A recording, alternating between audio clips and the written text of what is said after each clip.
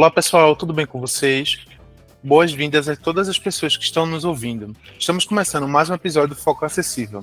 Para quem é uma pessoa nova aqui, o Foco Acessível é um podcast sobre acessibilidade, inclusão e diversidade da tecnologia. Nossos convidados são especialistas que irão compartilhar experiências comigo e com você que está ouvindo. Eu sou Wagner Beethoven e estou de frente desse projeto. Eu sou um homem de pele branca, cabelo e barbas pretos. Estou usando um óculos de armação preta, fone de ouvido e camisa preto lisa. E ao fundo estão minhas estantes com revistas em quadrinhos. Antes de iniciar nossa conversa, queria que soubessem que todo o nosso conteúdo está concentrado no site focoacessível.com.br. E lá estão todas as redes sociais e formas de vocês consumirem o nosso conteúdo. No YouTube, no Spotify em vídeo, em áudio, nas plataformas de streaming. Bruno Pulis é desenvolvedor de software, especialista em acessibilidade web, formado pela Faculdade Pitágoras e tem 15 anos de experiência. Apaixonado por acessibilidade, criou Anson Ali, é cofundador do Minas Dev, curioso e viciado em Star Wars e café. Ele acredita que a web é um local democrático e diverso onde todas as pessoas podem usufruir dos seus benefícios e troca de conhecimento. Além de tudo, mantém um monte de projeto bacana. Alguns deles serão alvos das minhas perguntas. Antes de qualquer coisa, gostaria de agradecer por ter aceitado o meu convite. Bruno, seja muito bem-vindo. Tudo bem com você? Como é que estão as coisas aí nas terras mineiras? Bom, agora que a gente está gravando boa noite, né? Para quem vai ouvir, a gente não sabe qual que é o horário que você vai ouvir esse podcast, mas no momento é à noite. Por aqui tá tudo tranquilo, tirando o calor. Hoje deu uma média aí de 28 graus para Belo Horizonte. A terra do pão de queijo, isso é muito.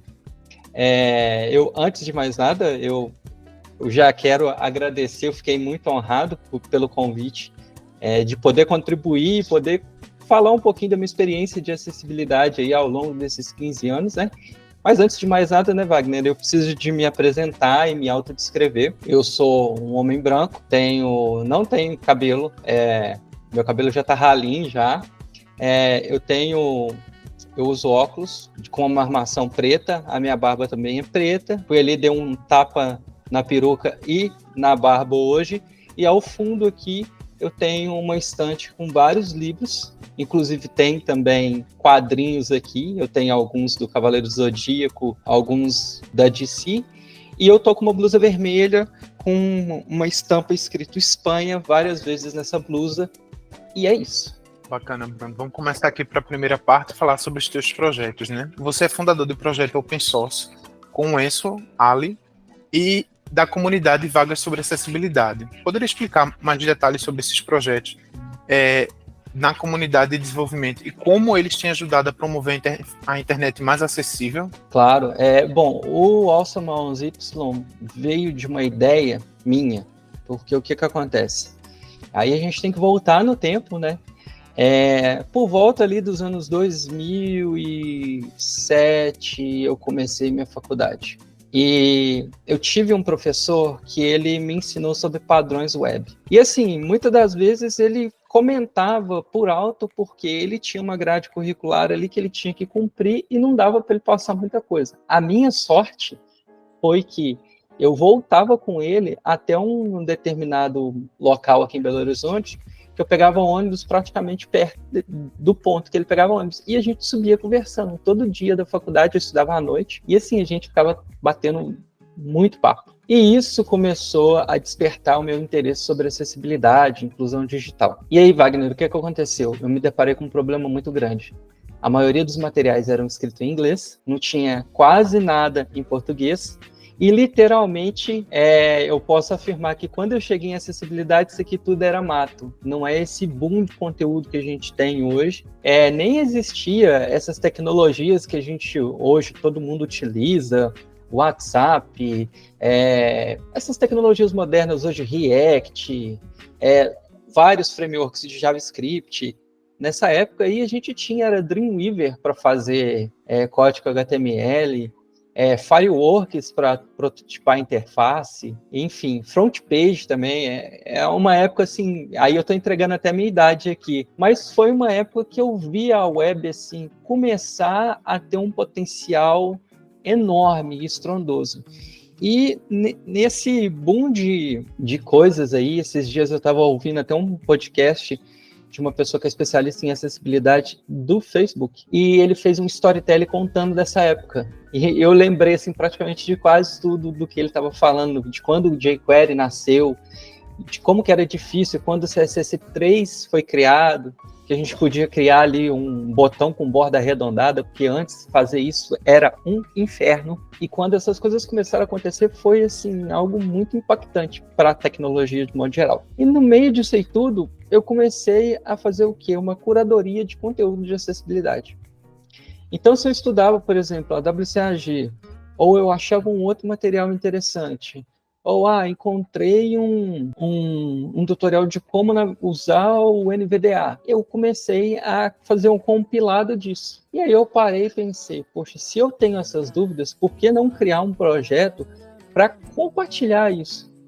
E aí foi o nascimento do Awesome 11Y.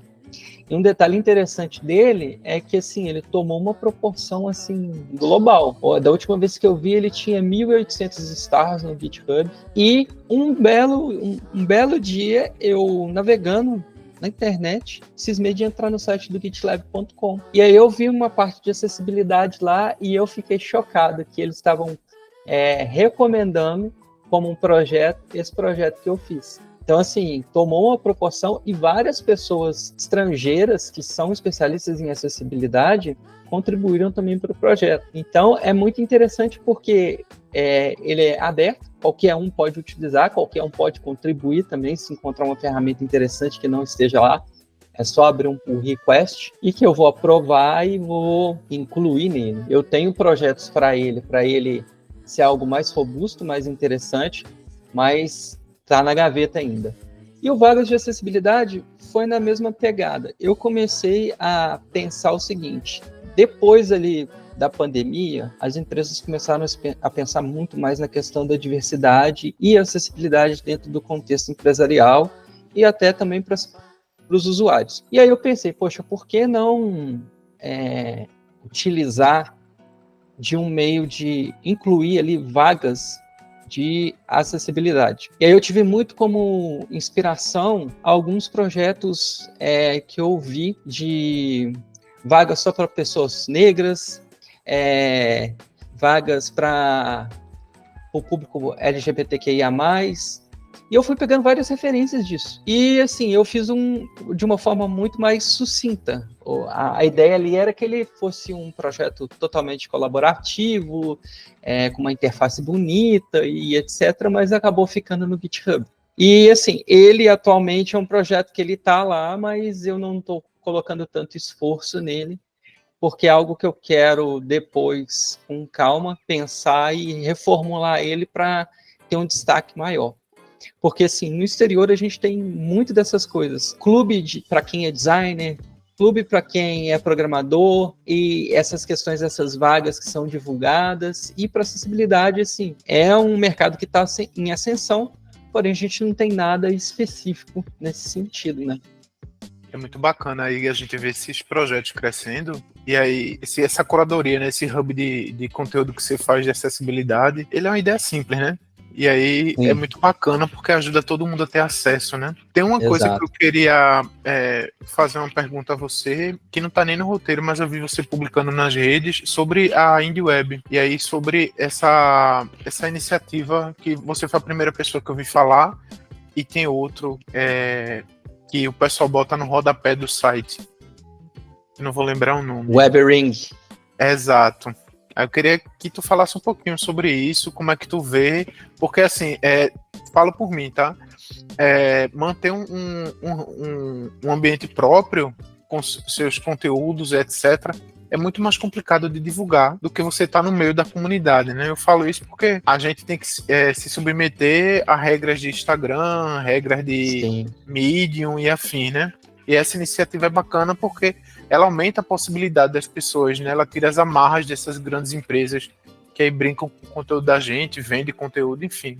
Queria que você desenvolvesse mais um pouquinho. Eu vou tentar explicar um pouco, porque é novo para mim, o conceito de IndieWeb, mas basicamente é uma internet que ela foi feita de pessoas para pessoas. Porque hoje a gente tem essas duas internets, né? A internet corporativa que a gente fica preso nessas plataformas e a gente divulga os nossos conteúdos nessas plataformas, que pode ser que hoje eu postei um vídeo, por exemplo, amanhã essa plataforma deixa de existir, eu perdi aquele conteúdo porque eu estava abaixo da estrutura dessa plataforma. E assim, eles usam esse termo de indie porque é uma coisa muito assim alternativa mesmo. E aí tem uma série de princípios que eles orientam. Primeiro, você tem que ter um domínio pessoal. Segundo, você tem que publicar o seu conteúdo nesse domínio pessoal e redistribuir no que eles chamam de silos, que seriam essas redes sociais hoje.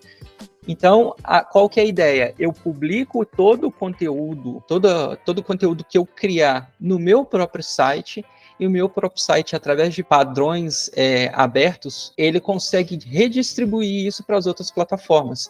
Eu fiz uma integração que eu uso o WordPress no meu site atualmente, eu fiz uma integração que todo artigo ou toda nota que eu publicar nele, ele automaticamente, na hora que eu publicar no meu site, ele vai republicar no Medium, por exemplo. Então, eu já não tenho esse problema que as redes sociais traz para a gente, que é o quê?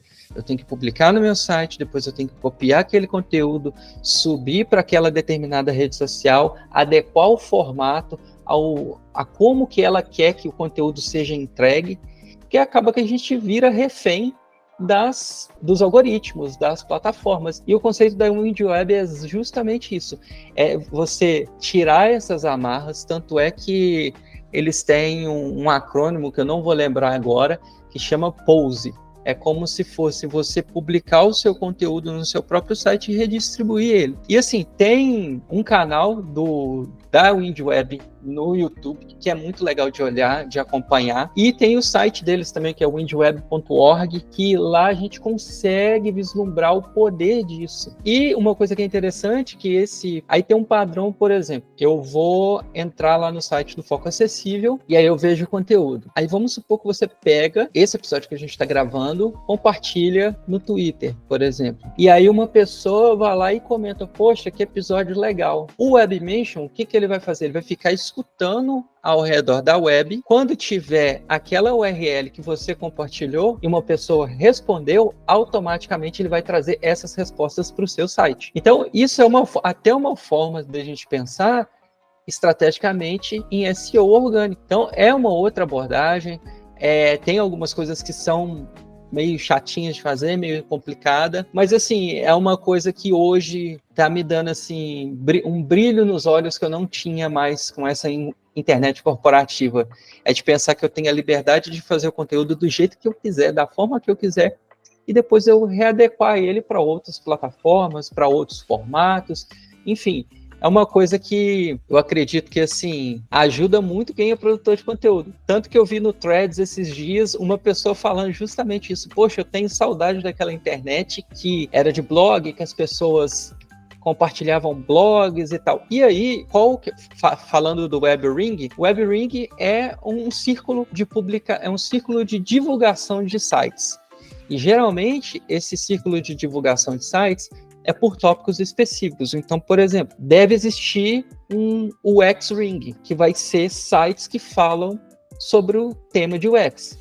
E aí, no meu site, eu participo de de acessibilidade, que aí se entrar no rodapé do meu site, aí tem 3 botões, o site anterior, próximo site e um site aleatório. São todos os sites que estão dentro desse WebRing de acessibilidade. Então, é uma rede de divulgação. É como se fosse hoje um referral que a gente assina num Amazon Associados, ou você tem o seu link ali de associado, trazendo numa linguagem mais contemporânea, né? Seria um referral. Mas o que é muito legal é que assim, você começa a descobrir conteúdos, sites assim, que você, puxa, eu nunca imaginei que ia existir.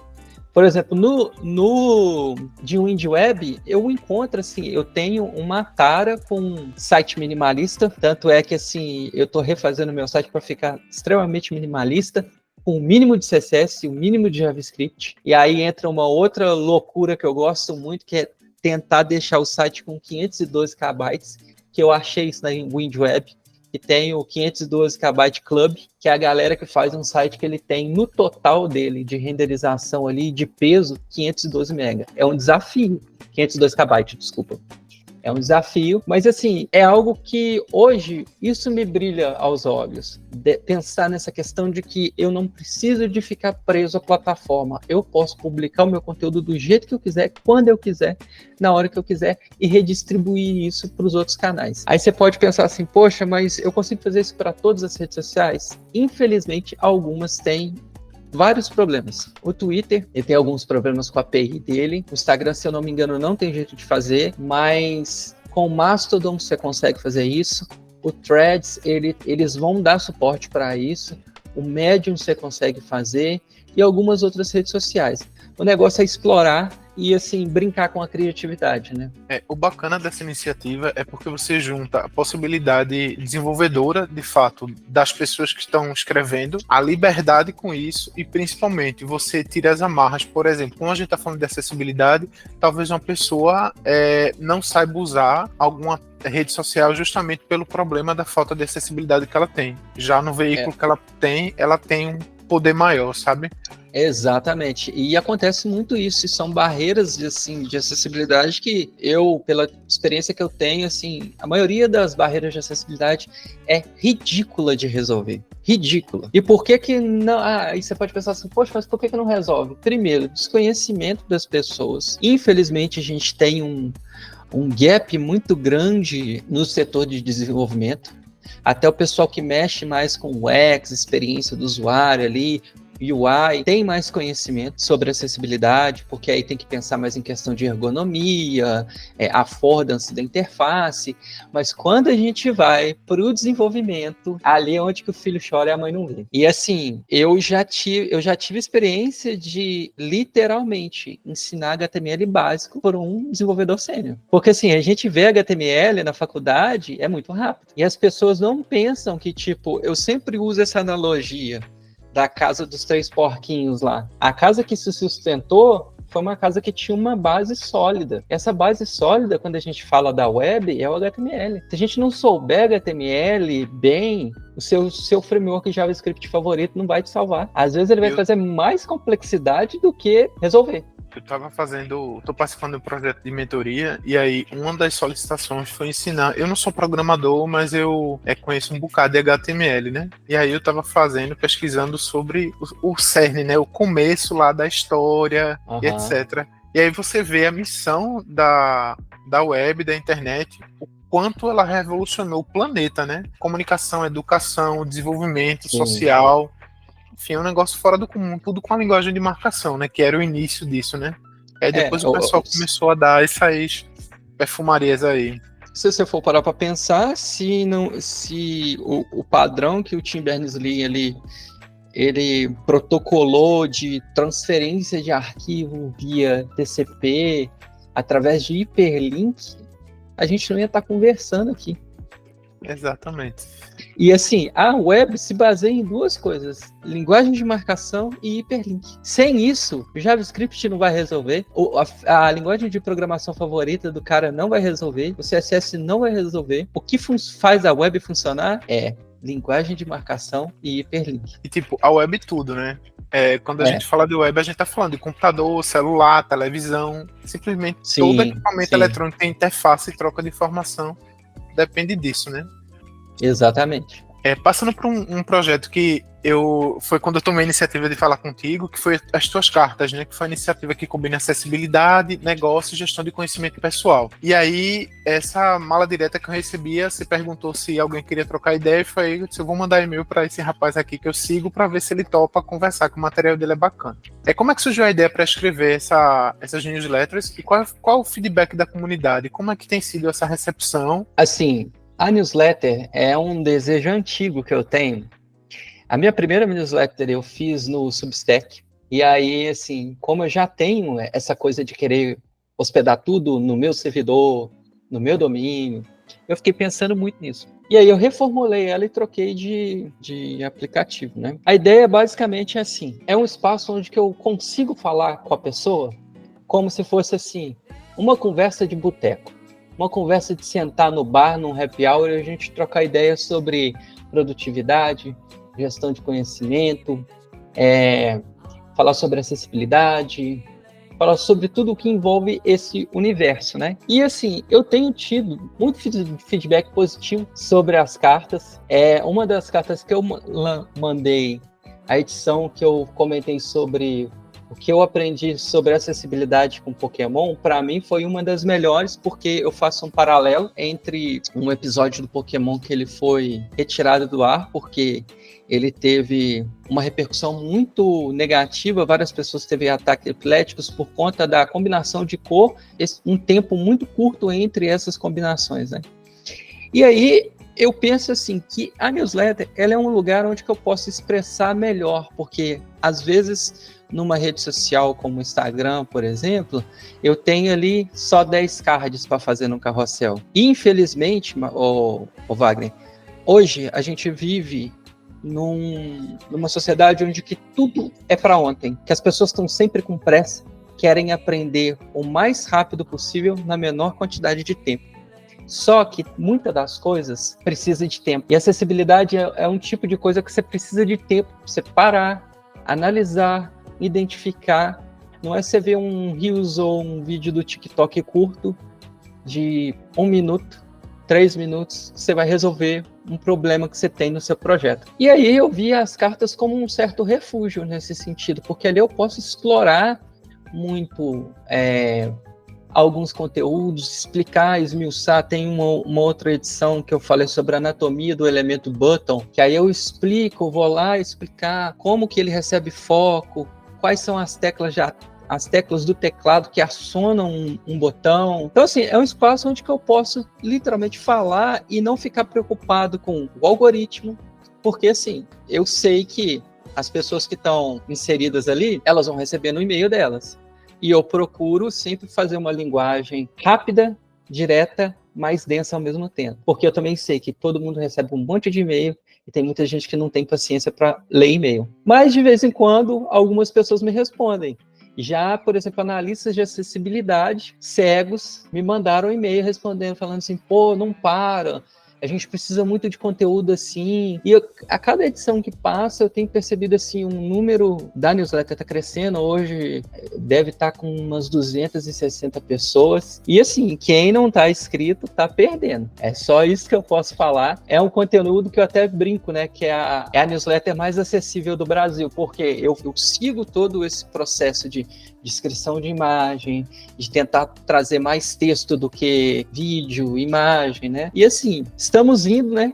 Na quinta-feira agora é a 30ª edição dela, e é um trabalho que eu tenho dedicado, assim, gastado bastante tempo estudando, pesquisando coisas que podem ser interessantes para o público, né, que está consumindo ali. Admito que quando eu recebo o e-mail que você manda e eu não posso ler, meu toque se segura. Disse, eu não vou marcar como lida, vai ficar aí como não lida, eu só vou ler de fato quando eu tiver tempo e atenção que o material necessita, né? Porque eu sei que não é um negócio muito simples, né? E aí a gente tá falando sempre nessa contramão dessa velocidade, né? Você não é a primeira pessoa que fala isso, que acessibilidade não é um negócio que se aprende rápido, é um negócio muito trabalhoso, né? Quem imaginava, por exemplo, que Pokémon ia causar crise epilética em pessoas, né? Desenho nenhum no mundo teve essa intenção. E por um aprendizado, né, por uma situação, a gente aprendeu que essas coisas que piscam na televisão não são legais. E essa situação mudou toda o entretenimento, né? Tanto que hoje você vê Netflix, por exemplo, ela bota anúncio, né? Luzes homofóbicas, alguma coisa desse tipo. Isso. E aí a gente vê nessa contramão, né, de conteúdo muito rápido. Sim, e uma coisa que é interessante, a Nintendo quase foi à falência na época, por conta desse episódio.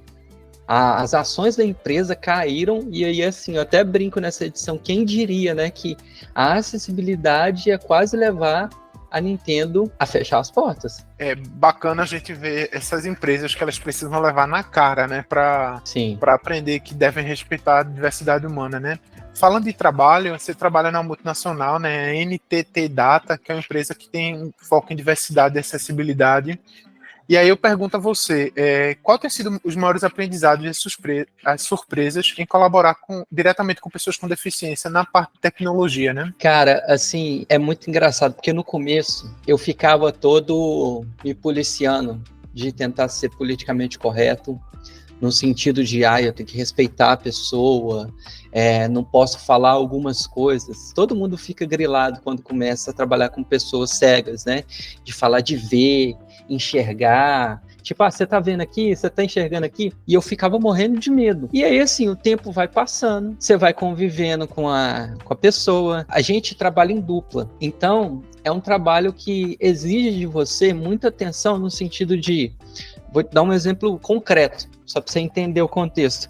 A gente está dentro de uma reunião de sprint, dentro ali de uma retro, por exemplo, e o PO está mostrando ali os pontos positivos e negativos e tal, e colocando o time ali para refletir. Se eu não estiver atento e o PO está falando assim, bom, gente, aqui está escrito que o fulano falou que essa sprint não foi boa, mas só que a pessoa não visual, ela não tem contexto do que é esse aqui. Então é o meu papel de falar, você pode descrever a tela, por favor, que o meu companheiro aqui de trabalho não tem o contexto? Eu cansei de fazer isso. E assim, acontece duas coisas, as pessoas ficam tipo assim, nossa, que mancada que eu dei, e pedem desculpa na hora. Ou às vezes, assim, é porque a pessoa tá tão imersa naquele cotidiano que ela acaba não prestando tanta atenção nesses detalhes. E uma coisa que eu aprendi trabalhando com pessoas com deficiência é que os detalhes fazem toda a diferença. Tanto é que às vezes eu tô tipo assim, num grupo de WhatsApp, aí eu vou mandar uma imagem, eu já fico assim, nossa, mas eu tenho que descrever a imagem. E já tá tão natural para mim fazer isso que eu não consigo, tipo, me dá um bug às vezes na cabeça. Eu dou umas bugadas de achar que, nossa, eu tenho que descrever a imagem, eu tenho que pensar em como que eu vou compartilhar essa informação, e é um aprendizado todos os dias, né? Já teve situação de eu, tipo assim, ter que ajudar a pessoa, dela abrir câmera, para eu ver o que está na tela do celular, para poder ajudar ela a destravar alguma coisa, ou poder fazer alguma coisa. E assim, abriu muito a minha mente e minha visão de entender como é difícil para eles algumas coisas tão simples para nós que somos visuais. Algumas ferramentas de mercado são extremamente inacessíveis, eles literalmente não conseguem. Tentam, mas a ferramenta é tão difícil de trabalhar que chega a ser assim, frustrante, sabe? E é bem triste quando a gente se depara com essas coisas, e aí você tem que ter a empatia de se colocar no lugar da pessoa e falar, poxa, deixa eu ajudar ela aqui, deixa eu ver o que eu posso fazer para ajudar ela. E aí é um trabalho de parceria, né? Uma das nossas gestoras fala que trabalhar em dupla é como se fosse um casamento. Vai ter hora que você vai quebrar o pau? Vai ter hora que vocês vão brigar? Vai. Mas você acaba aprendendo com o jeito da pessoa de como fazer as coisas, de como lidar. E assim, no início é exaustivo porque você tem que ficar em chamado o dia inteiro, né? Então assim, eu que sou uma pessoa muito viciada em música, eu sinto muita falta. Mas eu entendo que ali eu preciso de estar atento para ajudar, porque às vezes é uma informação que, por exemplo, a pessoa manda uma imagem, aconteceu isso hoje, por exemplo, mandou um print de uma tela, uma determinada informação, e não descreveu a tela. E aí, essa pessoa sabendo que tem uma pessoa cega na sala. E assim, eu falei para a minha dupla, eu falei, cara, puxa a orelha lá, fala lá. A gente tem que ajudar. O que eu vejo assim, de mais legal, a função da pessoa que é visual numa dupla, é dar o protagonismo para a pessoa não visual. É mostrar que, tipo assim, ela tem uma deficiência, mas ela é capaz tanto quanto eu, ou até mais capaz. Que eu já trabalhei com excelentes profissionais, que tipo assim, o cara tem força de vontade, vai lá, corre atrás, e chega a ser tão natural, Wagner, que às vezes eu esqueço que eu estou trabalhando com uma pessoa com deficiência, de tão natural que é. Então assim, a convivência vai fazendo isso com você. E assim, o esforço que a gente faz passa a ser natural, deixa de ser esforço, né? Sim. Essa questão de autodescrever, Às vezes, assim, eu vi uma piada, ouvi um meme, aí eu tenho que parar para pensar em como que eu vou descrever aquele meme. Assim, eu vejo só benefícios, né? Você falou um ponto que é a descrição de imagens no WhatsApp, né? E aí eu falo com algumas pessoas que são cegas, e aí eu mando até em grupo, certo? Só tem uma pessoa cega, então eu mando, aí eu boto lá, criança dançando de saia feliz. Simples, sabe? Não é nada de outro mundo, sabe? Não vou mudar o jeito do jeito que eu escrevo. Existe um ponto, por exemplo, que eu aprendi, na verdade, né? Que, por exemplo, quando eu vou mandar link, eu não mando link, vários links numa mensagem só, eu mando separado, porque eu sei que facilita para eles. Saca? Então, essas coisinhas assim que tipo, não é esforço nenhum fazer, sabe? E aí, por exemplo, a gente vai aprendendo isso ao longo do tempo, né? Você manda uma porrada de link numa mensagem, ele vai conseguir ler, mas dependendo da forma que você enviou, vai ser muito mais difícil.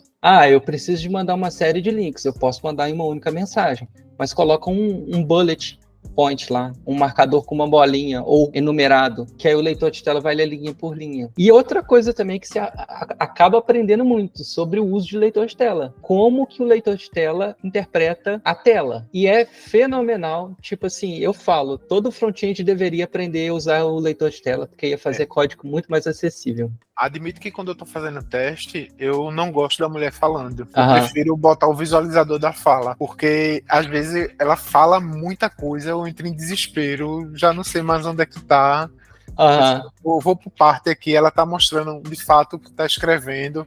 Aí depois, quando eu corrigir tudinho, eu ligo só pra ter essa sensação, sabe? De saber, será que ela tá falando demais? Será que ela tá falando de menos? Será que o português, lá a descrição da imagem, eu podia dar uma resumida? Coitado da turma que tá usando, né? Escuta tanto, tem que escutar mais ainda, porque eu não consegui resumir esse tipo de coisa.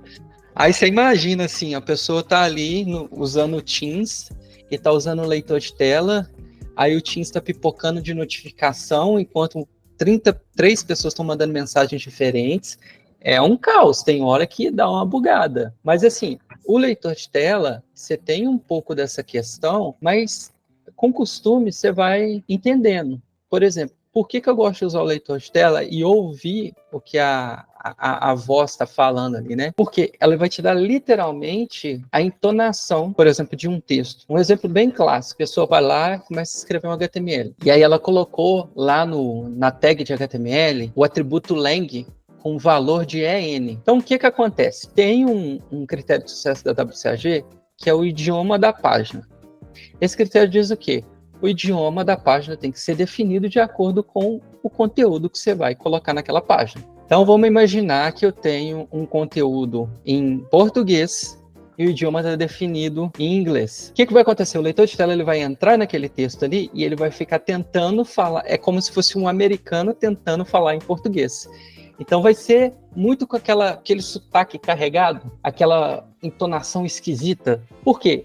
Ele está identificando, a gente tem que sempre pensar, o HTML ele é um documento que tanto o browser quanto o leitor de tela, ele lê aquele conteúdo, aquele documento. Então tudo que eu vou colocar ali de informação, ele de alguma forma ele vai ler. Aí quando eu defino o idioma correto com o texto no idioma certo, por exemplo, vou colocar PTBR, que é para simbolizar português e o texto em português, ele vai pegar todas as características da língua, entonação, a fala, a pausa e etc. Se eu fizer o oposto, aí vai ficar parecendo o Joel Santana tentando falar inglês, que é o que mais tem por aí. E esse é um dos 6 erros mais comuns de acessibilidade que a gente tem, que está espalhado em milhões de páginas ao longo aí da internet. E é uma besteira, né? Corrigir, né? É uma besteira. Durante suas auditorias em soluções digitais, você falou de 6 erros, né? Mas quais são os mais comuns que você enfrenta? E como as empresas e as pessoas podem evitar esses problemas para criar soluções mais acessíveis? Ótima pergunta. Esses 6 erros, ele é um dado do Web 1 Million, que é uma pesquisa que ela é feita anualmente. Eles pegam 1 milhão de páginas mais acessadas no mundo e rodam um scan com, se eu não me engano, com um Wave nele. E aí o que acontece? Ele identificou 6 erros mais clássicos de acessibilidade. Imagem sem descrição, botão sem rótulo e link também sem rótulo.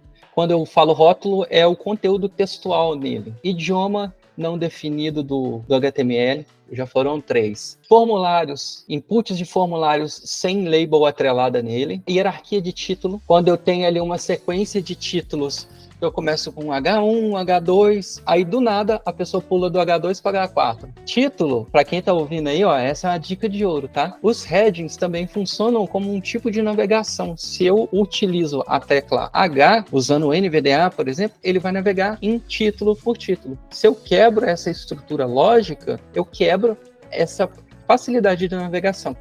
Eu costumo falar muito assim, para entender a lógica de usar o heading, você tem que pensar num sumário de TCC. Então, eu vou ter o título principal, o subtítulo, os títulos que são atrelados àquele tópico, e assim sucessivamente. E aí, com isso, você pensa assim, puxa vida, então eu preciso de seguir uma ordem lógica. Precisa de seguir essa ordem lógica. Esse é muito simples de corrigir. Idioma em parte é muito simples de corrigir.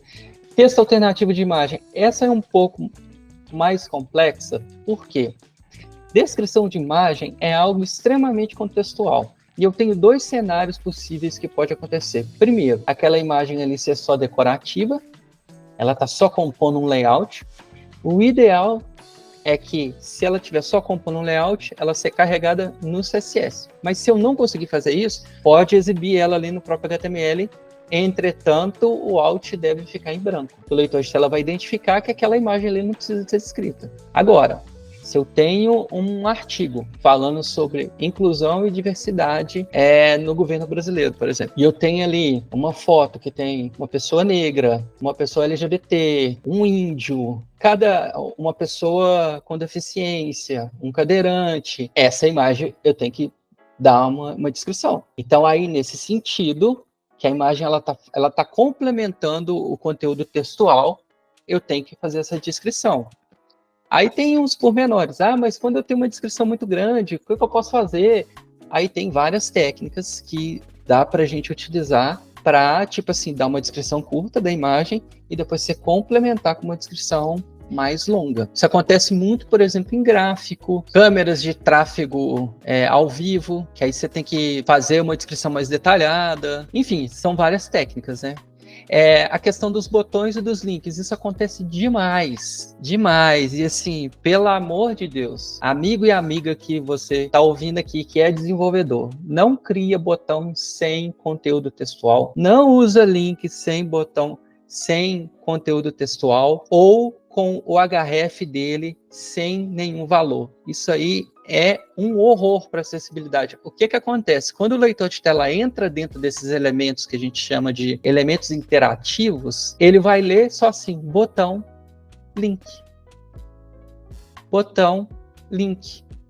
Se ele tiver algum descritivo, aí ok, a pessoa vai ter contexto. Lembrando que eu também posso usar teclas de atalho para navegar entre botões e links. Por isso que a gente, assim, eu sou um defensor ferrenho de não usar aqueles links de saiba mais, clique aqui, leia mais, veja aqui. Se a pessoa estiver usando esse recurso de atalho, ele vai ficar só lendo assim, leia mais, leia mais, leia mais, leia mais. Leia mais o quê? Aí também tem outras técnicas que a gente pode usar, né, para fazer com que esse link seja acessível. O ideal é não utilizar essas palavras e dar um contexto do link aonde que ele está inserido. Mas eu sei também que tem hora que não tem como. Então a gente tem que dar um jeitinho ali, não é gambiarra, mas tem outras formas de resolver essa questão. Uma vez eu estava ouvindo o Reinaldo Ferraz, e aí ele falou que ele gosta de botar, além da informação que o leitor de tela já informa, né, que é um gráfico, uma figura, mas ele gosta de dizer que é uma ilustração, que é uma fotografia, que é... Isso. Sabe, definir o que de fato é aquilo para depois vir a descrição. Aí, uma coisa que acontece muito é, por exemplo, as pessoas estão aprendendo a descrever imagem. Coloca assim, imagem de uma criança pulando, imagem de uma criança brincando com o pai, sorrindo num dia ensolarado. O leitor de tela, ele identifica, quando ele fala assim, imagem, é porque ele está lendo o elemento imagem. Todo elemento HTML, ele tem uma semântica embutida nele. Então, se é uma imagem, ele vai ler como imagem. E aí fica uma repetição. Imagem da criança, tal. Essa técnica que o Reinaldo usa, inclusive um abraço para ele aí, que é o meu grande mestre de acessibilidade. E Reinaldo, você tem que vir aqui, hein? É muito interessante porque você vai dentro dessa mídia que a pessoa pode consumir, que é uma imagem, eu tenho diversas categorias. Pode ser um GIF, pode ser uma ilustração, pode ser uma pintura, pode ser um infográfico, por aí vai, né?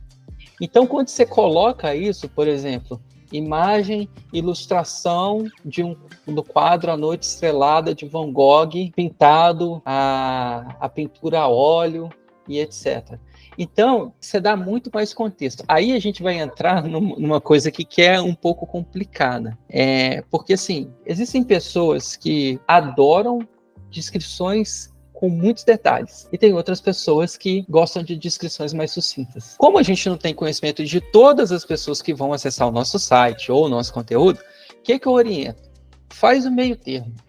Faz o feijão com arroz bem feito, que tipo assim, a gente tem que mostrar para a pessoa o que está em tela. Então você tem que pensar assim, como que eu vou descrever o meme do John Travolta olhando de um lado para o outro, perdido, sem saber o que fazer. Então assim... Você acabou de descrever aí, né? Não tem muita coisa. Você pode falar, o John Travolta tá usando um terno preto, uma blusa social branca, o cabelo dele é grande, mas tá, é piada. Você não tem que descrever. É aquela coisa, tipo, se eu tentar explicar a piada perde a graça. Então você tem que ter essa noção, e a gente consegue essa noção de duas formas: praticando e convivendo com pessoas com deficiência. Quando você tem esses dois cenários, aí é um mundo perfeito. Agora, quando você não tem convívio com alguma pessoa com deficiência, vai descrevendo as imagens. Porque ela vai te falar, tipo, cara, acho que você viajou aqui na maionese, você não precisava de descrever minuciosamente o que está acontecendo, né? Até porque o atributo alt, ele tem um limite dele, né? Se eu não me engano, acho que são 80 caracteres que você pode descrever uma imagem. Inclusive, o Reinaldo tem até um artigo que ele comenta sobre isso no blog dele, falando dessa quantidade, desse limite que o leitor de tela consegue identificar. Os materiais que a gente está falando aqui, eu vou botar todos os links possíveis e imaginários aí. Vai estar na descrição. Vai ter muito link. Um ponto que você falou aí, se a imagem não for precisa ser descrito, você bota no CSS. Uma vez eu falando com uma pessoa cega, ela disse, Wagner, veja só, porque a pessoa que vê, ela tem o prazer de ver essa imagem decorativa e o cego não. Uhum. Então, para mim, seria mais bacana aqui. Se a imagem estiver no site, na plataforma, todas as pessoas têm que ver, independente se é cego ou não, tá? Uhum. E aí, eu queria que tu já parasse para pensar nisso, tipo, quando você bota no HTML, você priva aquela experiência para a pessoa cega?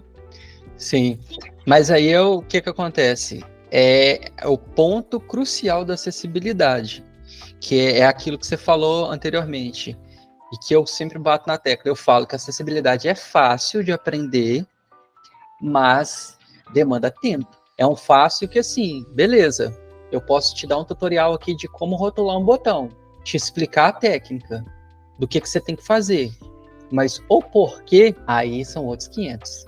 Aí eu vou ter que aprofundar e te explicar como que o leitor de tela interpreta o HTML para você ver a noção disso. Como a acessibilidade é contextual, e nesse contexto aí, pode ser que a pessoa gosta que todas as imagens sejam descritas. Mas aí a gente tem que fazer o seguinte, olhar a WCAG. E acontece algo muito, que eu vejo assim de certo ponto errado. As pessoas acham que a acessibilidade, assim, uma vez que você fez, pronto, acabou, você não vai mexer mais. A acessibilidade, se a gente for olhar no quesito de qualidade do software, ela está embutida dentro do aspecto de usabilidade. Então, a acessibilidade é uma irmã siamesa da usabilidade. Se eu quero ter uma interface usável, seguindo as leis de Nielsen lá, eu tinha até um bom tempo atrás aí, aquele primeiro livro que o Nielsen lançou de padrões web, que aí ele é defensor de que link tem que ter a cor azul, não pode mudar. Eu não sou muito a favor disso, mas a acessibilidade ela é algo vivo. Se eu estou tratando de pessoas, é óbvio que tem que ser uma coisa viva. Tanto é que, por exemplo, o update que teve da WCAG 2.2, se a gente for analisar, eu tenho até um artigo que eu escrevi sobre isso é um viés mais de deficiência cognitiva, que eles perceberam que tinha um gap dentro da WCAG que não cobria tantos espectros, que hoje a gente está percebendo vários espectros autistas, pessoas que têm TDAH, déficit de atenção. Então, assim, a WCAG ela está se adequando meio que à realidade. Deveria ser algo mais rápido? Na minha opinião, sim. Mas não é uma coisa que é feito de qualquer jeito, tem todo um estudo por trás, né? Então, assim, a gente tem que entender o contexto. Recentemente eu peguei um site para fazer uma auditoria lá na empresa e, assim, tinha uma imagem de todo tamanho que a gente ficou debatendo. 4 analistas de acessibilidade, 2 visuais e 2 não visuais, se aquela imagem de fato precisava de ser descrita ou não. E aí debate daqui, debate dali, e aí a gente chegou à conclusão, não precisa de ser descrita. Então vai depender muito do contexto, porque assim, às vezes você vai... E aí tem um outro ponto também que é interessante da gente pensar, sobrecarga cognitiva do usuário. Se eu tenho um artigo, por exemplo, eu estou usando muita imagem nesse artigo. Se a gente descrever minuciosamente cada imagem, um artigo que tem mais de 5.000 caracteres, e eu tenho mais de 30 imagens dentro dele, contando com infográfico, com imagem GIF animado e etc., a carga cognitiva de compreensão desse artigo vai ser altíssima. E aí que eu falo, tipo assim, a acessibilidade, ela tá em tudo. Tá desde a primeira, quando ali o copyright, ele vai pensar em como que ele vai montar o headline dele, como que ele vai montar ali o copy, como que ele vai montar a campanha, a peça publicitária dele, como que o desenvolvedor vai programar, o PO vai escrever a história. Se as pessoas começassem a pensar em acessibilidade como parte integrante do processo de desenvolvimento, as coisas iam sair muito mais fluidas nesse sentido. Eu tenho um artigo que eu escrevi sobre acessibilidade e critério de aceite, como aplicar. Aí eu dou exemplos de tipo, escrever cenários pensando em pessoas com deficiência. Por exemplo, eu sou uma pessoa cega, quero acessar o aplicativo do meu banco e eu preciso de que tenha tal e tal feature. E isso é muito importante, a gente ter essa visão de não que, vai ser mais um trabalho para fazer, vai ser mais uma coisa que eu vou ter que me preocupar. Assim, a gente tem que se preocupar no início, porque se preocupar depois vai ser bem pior. O custo de bug em produção que a gente tem de acessibilidade é altíssimo. A complexidade de apenas um comentário, né, que a gente pode passar a noite falando aqui, né? Se pode ou não, se deve ou não. A gente só consegue entender a complexidade disso quando a gente consegue conviver com a diversidade, né? Se eu estou no meu cenário Exatamente. isolado, eu não vou pensar que o mundo pode ser diferente do meu, né? E assim, as pessoas têm necessidades específicas, né? Não adianta eu falar assim, tá na WCAG, fala que toda imagem tem que ter texto alternativo. Beleza. Aí eu soco o texto alternativo no meu site todo. Aí vai ficar igual um papagaio o leitor de tela a pessoa e ela não vai entender nada. Agora, tem sites, por exemplo, que precisa, vamos supor, um e-commerce. O cara quer comprar uma geladeira no e-commerce. Se não tiver as descrições ali da imagem, fala, é uma geladeira, de aço inox, ela tem tantos litros, e etc, etc, etc. Tem freezer. E aí, o que acontece, Wagner? Esse é um ponto que, às vezes, as pessoas ignoram, mas você já parou para pensar que talvez uma descrição de imagem bem feita vai fazer com que a pessoa tenha uma decisão de compra. Ali, eu vou comprar essa geladeira só porque essa descrição aqui foi muito bem feita. Porque, pensa, você está num ambiente na internet, que pouquíssimas imagens são descritas do jeito certo. Quando você encontra um lugar que tem descrição das imagens da maneira correta, dando um contexto, etc., a pessoa vai fazer o quê? Isso é natural das pessoas. Se você tem algo bom para sua vida, você quer compartilhar com as pessoas. Ela vai falar, olha, vai no site X lá, que lá as imagens são bem descritas. O pessoal pensou em acessibilidade. Eu não tive problema nenhum para comprar nesse site. As pessoas conversam. E geralmente é o círculo maior, né? Então, pessoas com deficiência se falam, e as pessoas que estão próximos também acabam sendo influenciadas, né? Esse aumenta Exatamente. Esse ciclo, né? É o que a gente fala da vantagem competitiva da acessibilidade, que muitas pessoas acabam ignorando, achando que é conversa para boi dormir, mas não é. É algo que, assim, existe um valor nisso, né? E é um valor muito grande. Se a empresa souber aproveitar desse potencial, que é deixar os seus produtos acessíveis, que isso aí vai aumentar o market share da empresa, vai aumentar o posicionamento, a responsabilidade social, com essas pautas de ESG que tem hoje, isso vai contribuir bastante para a empresa ser bem vista no mercado e poder ter mais clientes, né? E aí cai aquele mito de tipo, mas pessoa com deficiência não compra. Eu trabalhei com uma pessoa cega que mobiliou a casa dela toda comprando pela internet.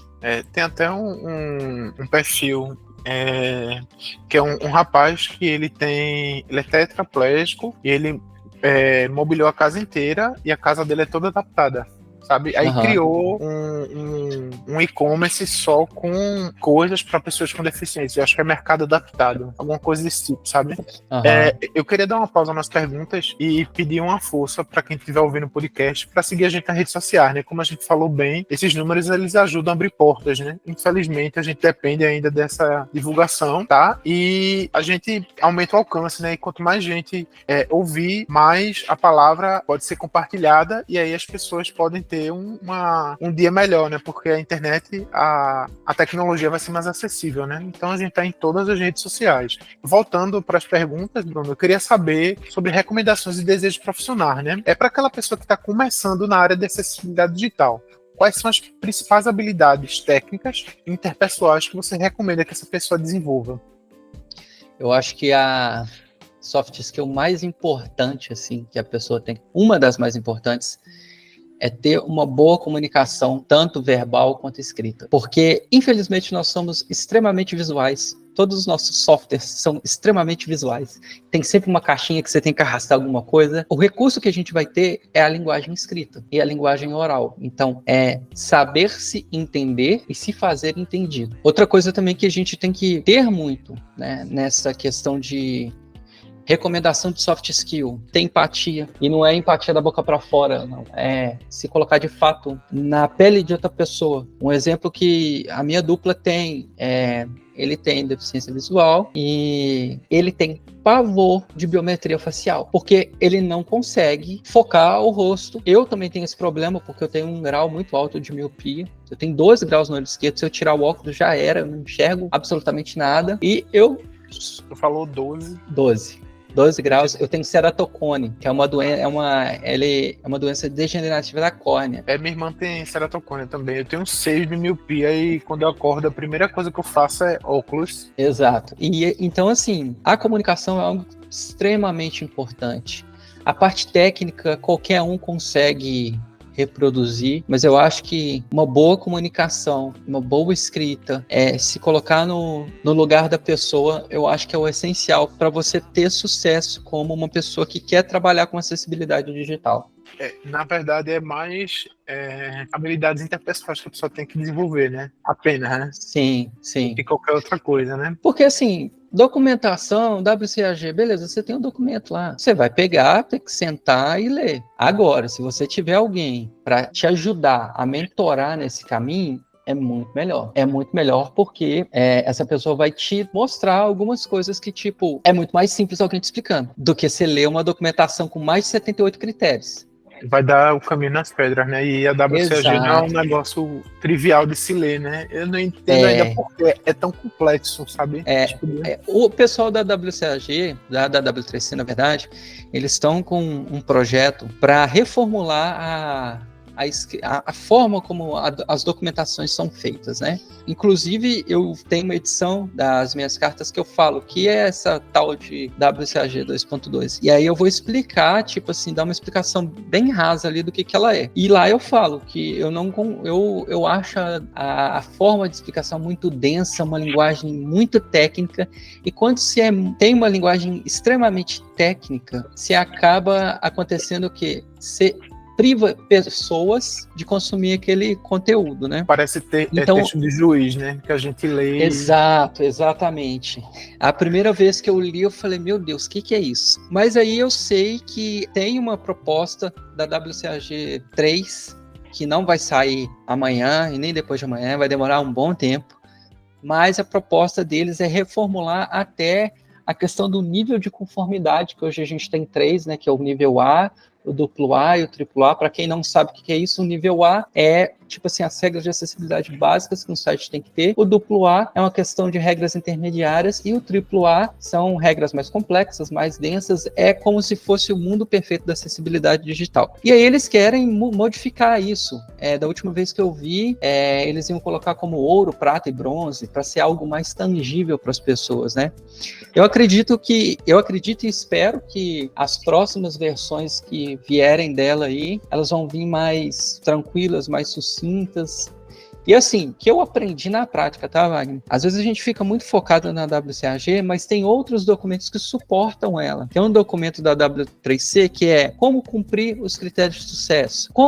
Entendendo o critério de sucesso. São documentos que dão suporte. Então, assim, se a pessoa tiver um mínimo de curiosidade, ela vai se esbarrar com esses caras e lá vai estar te explicando. Por exemplo, como que eu quero descrever a imagem? Você vai pegar o critério, tem mais de 5 técnicas de sucesso diferentes, em contextos diferentes para você aplicar. Então vai depender do que a pessoa quer cobrir. Isso é muito legal. É muito bacana de poder pensar que, assim, uma contribuição que você fez ali que pode ser pequena para você, mas vai impactar milhares de pessoas no Brasil. Então, é algo que é muito prazeroso. Em outras empresas também, eu trabalhei numa empresa que uma pessoa cega, ela precisou de acessar uma determinada área do sistema e não conseguiu. E lá eu falava por acessibilidade durante 2 anos e meio e ninguém me ouvia. Eu lembro como se fosse hoje, eu voltando do café, o pessoal do suporte me pegou desesperado. Pulis, vem cá, a pessoa não tá conseguindo fazer isso e aquilo.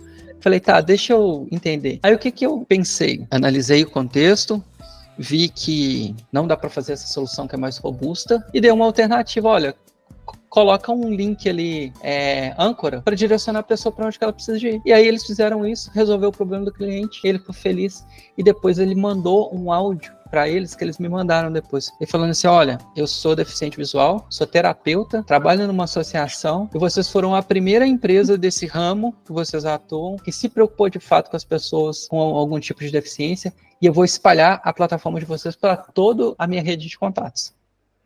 Ali naquela hora eu não aguentei, eu comecei a chorar e aí eu pensei assim, poxa, esse esforço que a gente tem de batalhar, lutar pela acessibilidade, infelizmente não é algo que é fácil, vou te ser bem honesto, às vezes é difícil, já pensei em desistir, em mudar de área, porque a gente mexe com o comportamento humano, né? E às vezes tem pessoas que não pensam nisso, que querem só entregar sua tarefinha ali, pronto, acabou, mas não entendem que tem outras pessoas que têm necessidades específicas que precisam de ser atendidas, né? Mas assim, é um desafio, cada dia você tem que matar um leão, mas tem seus lados recompensatórios aí, tem assim, hoje eu tenho conhecimento que eu tenho muito pela produção de conteúdo, porque eu fazia justamente o quê? Eu aprendi alguma coisa, eu escrevia. Eu aprendi assim, se eu demoro mais de 30 minutos para resolver alguma coisa, eu tenho que documentar, que aquilo ali pode ser útil para alguém. E assim, essa semana eu recebi pessoas falando comigo assim, cara, eu acho seu conteúdo fenomenal. E é muito legal você ver esse tipo de coisa acontecendo. Até mesmo quando você me mandou e-mail, né? Porque o Wagner me mandou um e-mail, gente, antes do carnaval, um dia antes do carnaval. E eu respondi ele. E ele pensou que eu não ia responder ele, que eu ia largar pra lá. E aí a gente teve um bate-papo e ele até comentou assim, achei que você não ia me responder, achei que você colocou aquilo ali da boca pra fora. Não, se você assinar minha newsletter e me mandar alguma coisa, eu vou te responder. Eu posso demorar, mas você tem certeza que eu vou te responder. Que você falou aí é bacana porque o trabalho da gente ganha mais propósito, né? Não é só o salário. Sim, sabe? sim. É isso que eu acho que faz a gente desenvolver como pessoa, né? Vai além do... Exatamente. Assim, eu tenho muito essa questão de acessibilidade, por essa paixão que eu tive na faculdade, mas depois que eu comecei a experimentar na pele, porque eu sofro muito com site com tom pastel. Os designers que estão ouvindo a gente, pelo amor de Deus, não usa, gente, fonte fina, cinza clara, com fundo branco. Isso aí é de matar qualquer QA de acessibilidade. E olha só, eu tenho conhecimento, mas pensa uma pessoa que não tem conhecimento. O que eu faço quando eu encontro um site assim? Eu vou lá no inspecionar do Chrome, troco a cor da fonte, ou eu tiro a fonte customizada que tá lá e deixo a fonte do sistema para eu poder enxergar o conteúdo. Tinha site assim, eu amo site de papelaria. Sim, adoro, a minha esposa também adora. Adoro caderneta, bullet journal, caneta, mas a maioria dos sites de papelaria e sites de casamento são todos em tons pastéis bem clarinhos e tal. E é um terror, porque eu não enxergo. Então fica a dica aí, ó. Não façam isso, por favor. Usem as cores com inteligência, né? Exatamente. Olhando para o futuro, Bruno, quais são os próximos passos da tua carreira, né? Algum projeto ou iniciativa nova que tu pode compartilhar com a gente? Eu tô nesse momento, e aí até um spoiler, nesse momento eu estou planejando montar uma mentoria individual de acessibilidade, porque eu quero ser esse facilitador para as pessoas que querem entrar nesse ramo de acessibilidade digital. Hoje o meu foco, eu falo mais para desenvolvedores QAs e designers. Então esse vai ser um processo de acompanhamento que eu vou ensinar a pessoa, vou tirar os empecilhos dela eu não entendi o que a WCAG tá falando aqui, e eu sou uma pessoa muito prática, então assim, nessa mentoria a gente vai fazer muito mão na massa, vai pegar código, estudar código, pegar leitor de tela, entender como é que testa, entender como que aplica cor, quando não aplicar cor, enfim, é um sonho, né, que eu já tenho há muito tempo fazer isso. Lá em 2022, eu abri algumas sessões de mentoria gratuita e eu me surpreendi com a quantidade de pessoas que procuraram. Foi uma experiência muito legal e que me deu vários resultados interessantes. Mas só que dessa vez eu quero fazer algo assim, não vai ser um bate-papo de 20 minutos, de meia hora. E inclusive também eu tenho alguns horários na minha agenda para bater papo, assim, se a pessoa quiser bater um papo de 30 minutos ali pra gente conversar sobre algum aspecto de acessibilidade. Eu não sou uma pessoa, intocável, de que não converso, só se de fato eu não tiver tempo. Porque falar de acessibilidade para mim é prazeroso. Por esse contexto, né, de ter Ceratocone, de aprender Web Standards e de ver que tem esse gap tão grande no mercado, que eu decidi lançar essa mentoria em breve. Eu vou anunciar ela, mas eu tô falando aqui em primeira mão aqui, que vai acontecer. A princípio, essa mentoria vai ter poucas vagas, porque é um processo de MVP, né? Mas aí com o tempo a gente vai melhorando e quem sabe futuramente virar uma mentoria em grupo, depois virar um curso, né? Tem várias possibilidades aí que a gente pode trabalhar. Bacana que aí, quando você lançar, a gente lança aqui nas redes sociais do podcast também, né? Sim. A gente tá encaminhando para as últimas perguntas, Bruno. Mas eu queria pedir um apoio para as pessoas que estejam ouvindo, avaliarem a gente no Spotify, né? Demais serviços de stream, né? E se você estiver acompanhando pelo YouTube, por favor, curta, se inscreva no canal e deixe as impressões nos comentários, né? Esses feedbacks são muito importantes para a gente, inclusive as mensagens para os convidados também. Podem fazer pergunta que a turma pode responder, tá? E aí, eu queria pedir mais uma recomendação, Bruno. Eu queria saber recomendações pessoais, né? Se você puder indicar um filme, um livro, um profissional da área da acessibilidade que você admira e acha que todos deveriam conhecer. Nossa, profissional que eu recomendo. Brasileiro, Reinaldo Ferraz. O livro do Reinaldo sobre acessibilidade, que é uma história. Vou dar um spoiler assim dos primeiros capítulos. Ele vai te explicar como que foi criada a tag imagem, desde ali do rascunho da proposta do que essa tag deveria fazer. É muito legal porque você acompanha a história e a evolução da web. Profissionais estrangeiros, tem vários, mas vários. Eu gosto muito dos conteúdos da DEC, que ela é a detentora do Axie Accessibility DevTools, o Axie Linter. A DEC System, ela é fenomenal. Uma front-end que eu gosto muito, que inclusive ela já trabalhou na DEC, que ela chama Marcy Sutton. Tem a Sara, que eu não sei o sobrenome dela, acho que é Dian, algo assim. Depois eu te passo o nome dela certinho. Mas ela é uma profissional libanesa, ela é uma front-end libanesa e ela tem um curso de acessibilidade focado para front-end. Ela e a Marcy Sutton, as duas têm um curso. A Marcy, o curso dela chama Testing Accessibility. É muito legal. É um livro, um filme. Poxa, tem tanto filme que dá pra gente colocar contexto de pessoa com deficiência. Mas tem um filme que eu esqueci agora, o nome dele, que é um uma família surda e a menina, ela é ouvinte. E aí na comunidade surda isso se chama coda. Eu acho que eu sei qual é, no ritmo do coração, alguma coisa desse tipo. Isso, é. E assim, inclusive eu tô aprendendo Libras agora, porque minha esposa é intérprete. E um beijo pra ela agora, que ela vai ouvir depois. E eu tô começando a ter contato com a comunidade surda. É uma comunidade totalmente diferente da comunidade de pessoas cegas. O contexto é totalmente diferente. A língua é totalmente visual. A interpretação do cinema. A gente entra num contexto mais complexo ainda, né? Porque cego a gente tem as técnicas, mas surdo tem pessoas surdas que falam português, tem outras que não falam, tem outras que falam libras, uns são oralizados, aí complexidade aí maior. É um outro universo, né? É um outro universo. Mas eu acho que assim, profissional brasileiro também tem um que é muito bom, apesar de que ele fica muito escondido, é o Bruno Elber. O Bruno Elber é um excelente profissional de acessibilidade. Tem muitas pessoas na NTT que são assim ótimos profissionais de acessibilidade, mas o pessoal gosta de ficar escondido. Assim, eu até entendo, porque as pessoas hoje têm uma fixação de tipo, eu tenho que para eu ser um bom profissional, eu tenho que produzir conteúdo. Não necessariamente. Às vezes o seu negócio é só fazer o seu trabalho ali de 8 a 6, fazer o bem feito que você tem que fazer e pronto, entendeu? Inclusive no Awesome 11Y tem uma lista lá de pessoas que você pode seguir. Então, tem vários profissionais.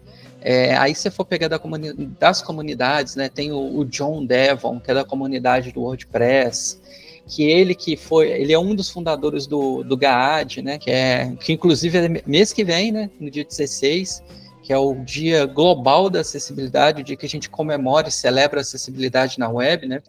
Então, assim, tem muita gente. E aí a gente tem que fazer um filtro, porque não dá para consumir conteúdo de todo mundo, porque senão você vai ficar perdido e maluco. Infelizmente, o RSS, né? O pessoal parou de usar, né? Mas aí dava para acompanhar, né? Botava no agregador, os sites eram atualizados, a gente viu que era atualizado ou não, mas hoje em dia não existe mais isso, né? Existe. Na Web o pessoal usa muito. Não, eu uso até hoje. O Feedly, né? Que é aquele serviço de alimentação, né? Mas hoje em dia as pessoas deixam até de publicar nos sites para publicar em redes sociais, né? E a gente fica, né? Perdido. Bruno, meu amigo, para concluir, né? Eu queria deixar esse espaço para você compartilhar qualquer pensamento final, mensagem para a comunidade ou tópicos importantes que não foram tocados hoje. Aí o espaço é seu aí.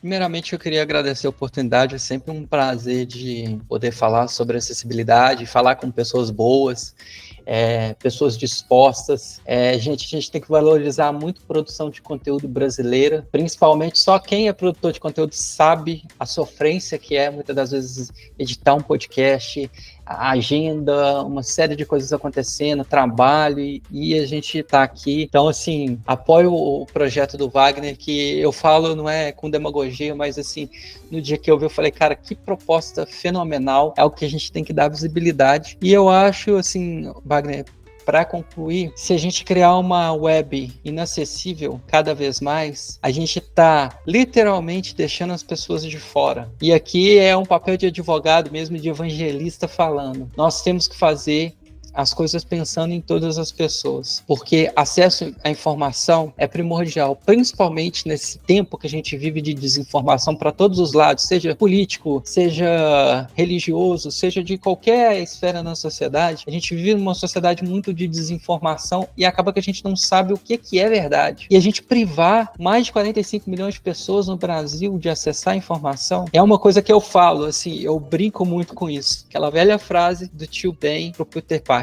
com grandes poderes vem grandes responsabilidades. E a gente tem uma responsabilidade enorme nas mãos. Você que produz conteúdo para a web, você que é desenvolvedor, você que é designer, você que é QA, você que é envolvido com alguma coisa de tecnologia, a gente tem que facilitar isso para as pessoas, para que a internet de fato faça sentido e volte a ser o que era. Essa beleza de poder compartilhar conteúdo sem se preocupar com o que a plataforma vai entregar, mas de fato entregar esse conteúdo para todas as pessoas. Eu acho que é isso. Bacana aí, então, muito obrigado pela tua disponibilidade, Bruno, por topar estar aqui comigo hoje, né? No endereço focoacessível.com.br estão todos os links e a transcrição dessa conversa. Eu não sei nem quanto tempo foi isso, né? Lá existe um espaço para você se inscrever e receber as novidades, tá? E tem um blog recheadíssimo de material bacana, que o material que é publicado no blog é baseado na conversa que a gente tem com o convidado. Muitíssimo obrigado para você que ouviu até aqui e lembre-se, acessibilidade é um assunto que cedo ou tarde vai impactar a sua vida. Porque quem dá